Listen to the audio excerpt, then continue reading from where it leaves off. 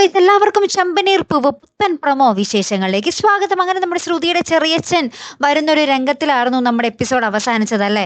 അതിന് പിന്നാലെ നമ്മുടെ ശ്രുതി വരുന്നുണ്ട്. അപ്പൊ ശ്രുതിയുടെ അടുത്ത് വീട്ടുകാരുടെ അടുത്ത് നമ്മുടെ സച്ചിൻ, രേവതി എല്ലാവരും വരുന്നുണ്ട്. അപ്പൊ ഇയാൾ എന്തോ പറയാൻ വേണ്ടി പോവുകയാണ്. അപ്പൊ എല്ലാവരും ചുറ്റിനും കൂടിയിരിക്കുന്നുണ്ട്. അപ്പൊ ഇയാളിങ്ങനെ ഭയങ്കരമായിട്ട് കരയുന്നൊക്കെ ഉണ്ട് കേട്ടോ. അപ്പൊ സച്ചി പറയുന്നുണ്ട്, ഇയാൾക്ക് ഇത് എന്ത് പറ്റി എന്നൊക്കെ ചോദിച്ച് കളിയാക്കുമ്പോൾ നമ്മുടെ ചന്ദ്രമതി പറയുന്നുണ്ട്, ഒന്ന് ചുമ്മാ ഇരിക്കട്ടെ, അയാൾ കരയുന്നത് കണ്ടില്ലേ എന്നൊക്കെ പറയുന്നുണ്ട്. ശേഷം അടുത്തൊരു പുതിയ നുണക്കഥ എത്തുന്നു കൂട്ടുകാരെ. നമ്മുടെ ശ്രുതിയുടെ അച്ഛൻ മലേഷ്യയിലെ ജയിലിലാണത്രേ. പാർട്ട്ണർമാർ ചതിച്ചതാണ്, അങ്ങനെ അയാൾ ജയിലിലായി എന്നാണ് ഇപ്പം നമ്മുടെ പുതിയ കഥ ചെറിയച്ഛൻ വന്ന് പറഞ്ഞിരിക്കുന്നത് കേട്ടോ.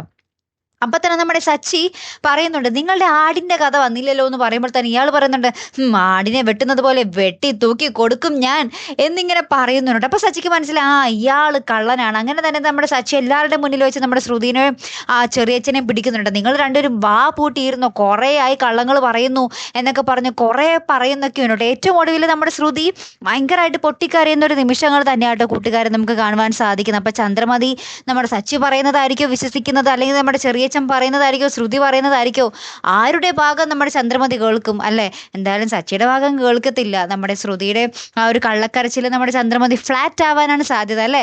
കാത്തിരുന്ന് തന്നെ കാണുമ്പോൾ അടുത്തൊരു വീഡിയോ വരുന്നത് വരയ്ക്കും. Good bye.